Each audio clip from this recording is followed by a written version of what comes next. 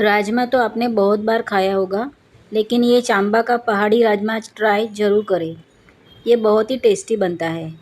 सबसे पहले राजमा को मैंने 4 से 5 घंटे तक गर्म पानी में भिगो कर रखा है। अब उसे कुकर में 5 से 6 विसल तक पका लेंगे। एक बाउल में डालते हैं थोड़ा सा दही और उसमें डालेंगे सारे ड्राई मसाले। नेक्स्ट 2 टमाटर को कट करके मिक्सी में पीस लेते हैं।